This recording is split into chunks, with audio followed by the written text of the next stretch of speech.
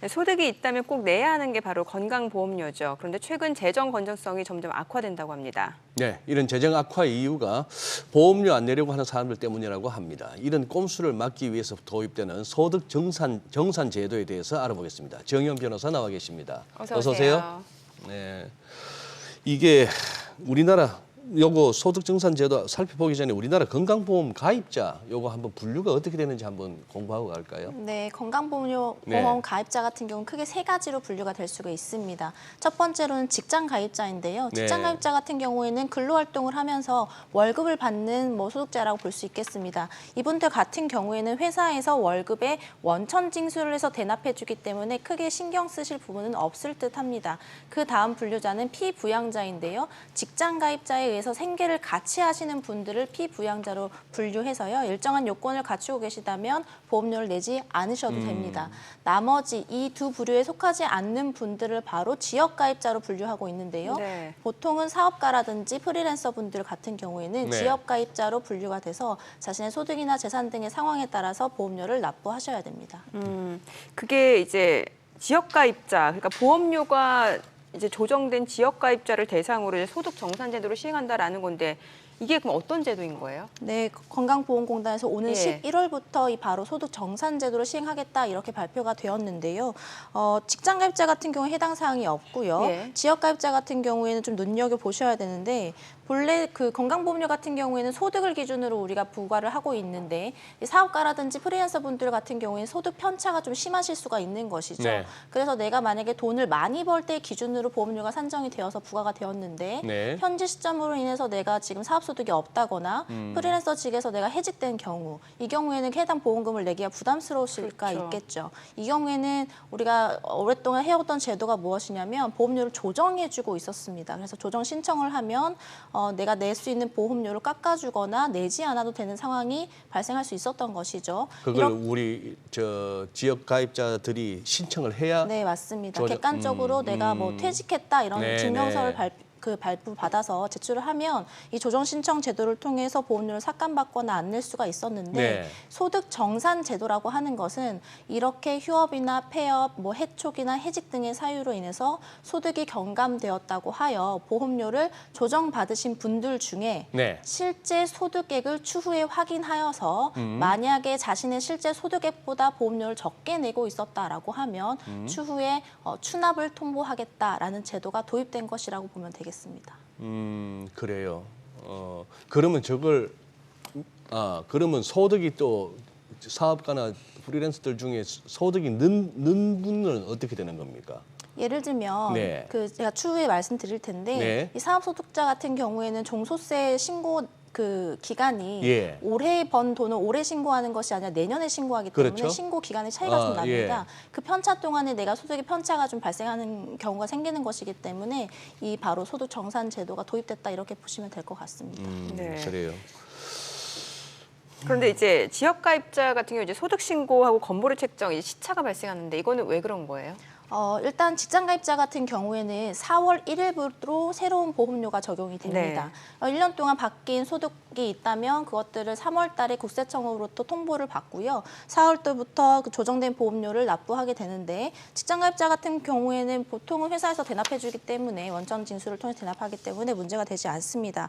문제는 그 지역가입자 같은 경우인데요. 방금 제가 말씀드렸던 대로 올해 내가 벌었던 돈은 내년 5월에 신고를 하게 됩니다. 종소세 네. 신고를 하게 됩니다.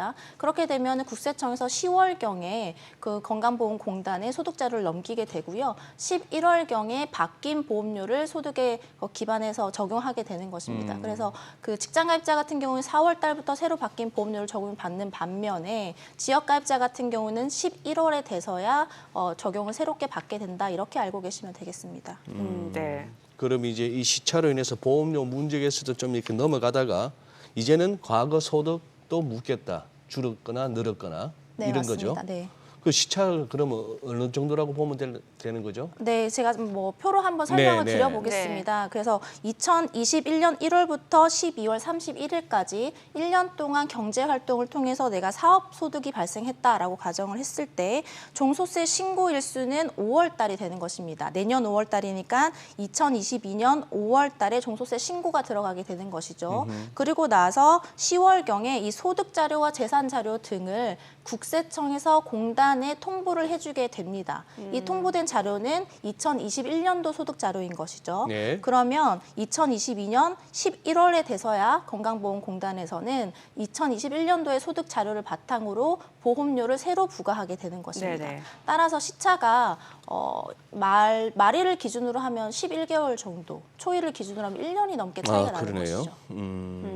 이게 이제 소득 정산제도 자체가 이제 다음 달부터 시행이 되는데 보니까 이제 대상이 지난해 이제 보험료를 이제 조정받은 사람인데 그럼 평소 어떤 경우 이제 보험료를 조정받게 되는 건가요? 네, 뭐 좀 풀어 설명을 드리면 지역 가입자이시거나 아니면 직장 가입자라고 하더라도 내가 근로소득 외에 부의 수입으로 사업소득이나 뭐 이런 소득이 2천만 원 이상이신 분들, 네. 이분들 같은 경우에는 조정 신청 대상자이시거든요. 에 따라서 이분들 같은 경우에는 사업소득이나 뭐 근로소득이 좀 줄어들었다, 현저히 줄어들었다 이런 경우에는 보험료를 조정해달라 이렇게 신청을 하실 수 있는 대상자가 되시는 것입니다. 네. 가령 자영업자가 작년에 내가 장사가 매우 잘 됐었는데 올해 뭐 경쟁업체가 뭐 여러 가지 생기면서 폐업하게 되었다, 소득이 현저하게 줄어들게 되었다. 이 경우에는 보험료 같은 경우에는 작년 소득을 바탕으로 해서 새롭게 부과가 된 것이기 때문에 현재 내 소득과 맞지 않을 수가 있는 것이죠. 이 경우에는 내가 폐업 증명서를 제출을 하게 되면 공단에서는 보험료를 내지 않아도 됩니다라고 통보를 해주게 되고요.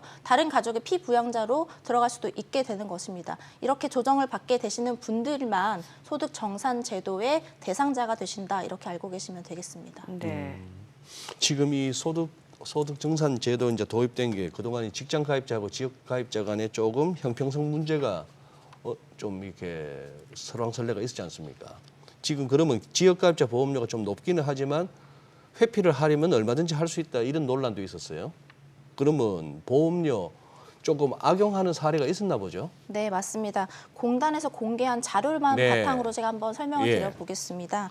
프리랜서 B 씨의 경우인데요. 소득이 매년 발생하고 있었는데도 불구하고 가짜 퇴직증명서를 발급받아 제출하면서 회피해온 악질적인 사례였습니다. 이분 같은 경우에는 2019년도에 프리랜서 활동을 하면서 2천만 원 정도의 소득이 발생을 했습니다. 그리고 다음 연도죠. 5월 달에 종소세 신고를 했고요. 10월 달에 국세청에서 공단에다가 소득 자료를 넘기게 되니까 11월 달에 보험료가 부과가 된 것이죠. 네. 그러자 이 B 씨 같은 경우에는 퇴직증명서를 발급받아서 공단에 제출을 하게 됩니다.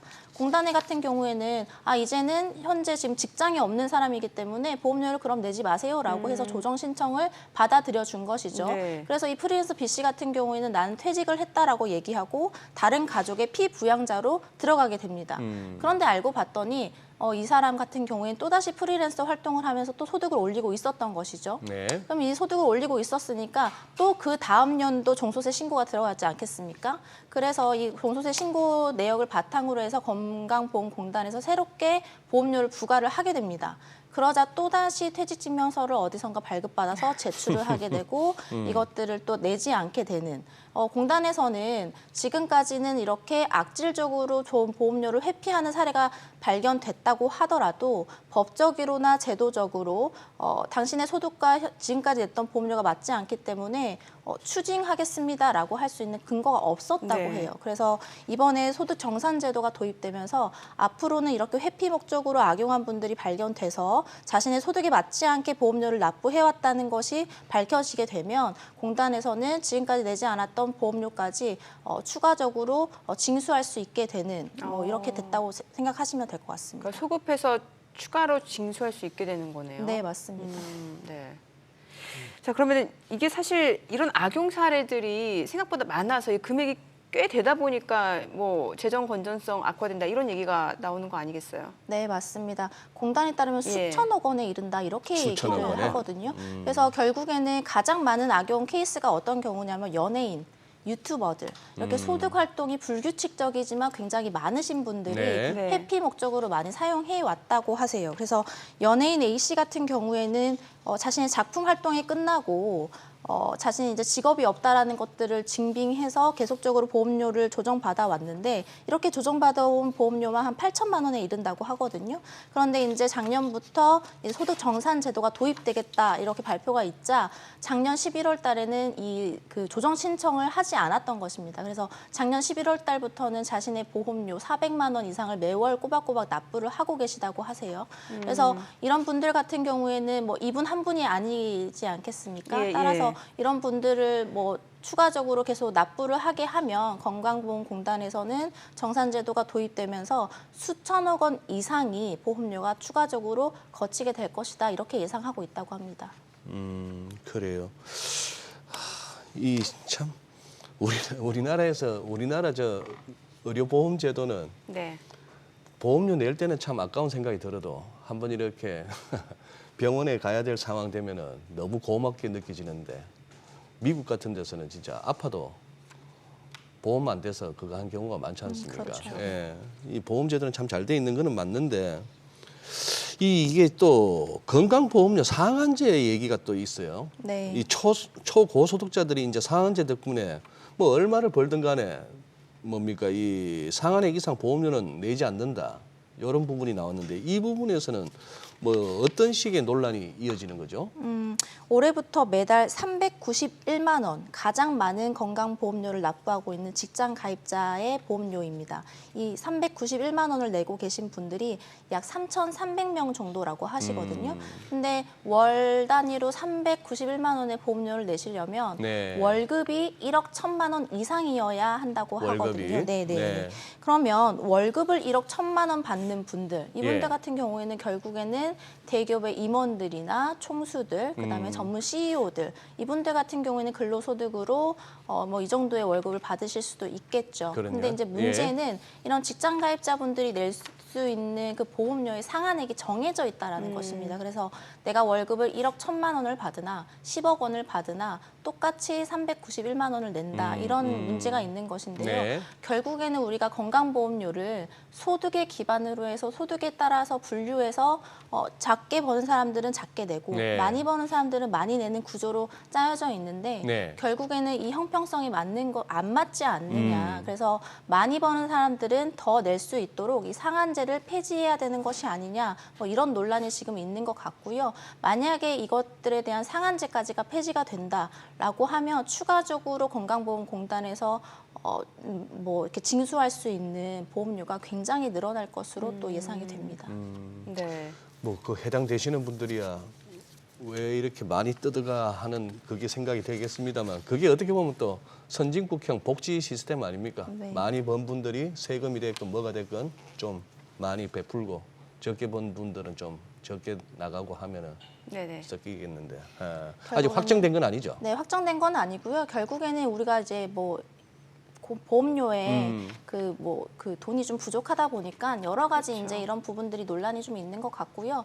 그렇게 해서 이제 지금 말씀드렸던 소득 정산제도 같은 경우에는 대부분의 전문가들이 진작에 도입이 됐어야 하는 것이다. 이렇게 하면서 굉장히 환영하고 있는 분위기로 알고 그래요. 있습니다. 네, 예. 이게 다음 달부터 시행되는 게 이제 소득 정산 제도인데 그러면 사실 뭐 이렇게 꼼수를 부리는 악용하는 사례도 있겠습니다만 앞서 저희가 간단하게 살펴봤다시피 이제 소득 자체가 줄어든 경우 같은 경우는 이제 보험료 조정이 필요하잖아요. 네. 그래서 어떤 것들을 좀 체크해야 되는지 간단하게 알려주세요. 보험료 조정 받으실 분들 같은 경우에는요, 내가 만약에 작년 기준으로 해서는 돈을 좀 벌었는데 네. 올해는 사업이 잘 안 됐다거나 네. 뭐 해직이 됐다거나 예. 이런 분들 같은 경우에는 소득이 현저하게 좀 줄어들지 그렇죠. 않겠습니까? 이런 분들은 자신이 뭐 폐업했다거나 아니면 퇴직을 했다라거나 이런 객관적인 증빙 서류만 하나 갖추셔서 공단에다가 해당 신청서를 제출하게 되시면 조정을 받으실 수가 있고요. 네. 삭감되거나 아니면 아예 내지 않는 방향으로도 조정이 가능하니까 아하. 이 제도도 얼마든지 자신의 예. 소득 형편에 따라서 활용하시는 것이 바람직하고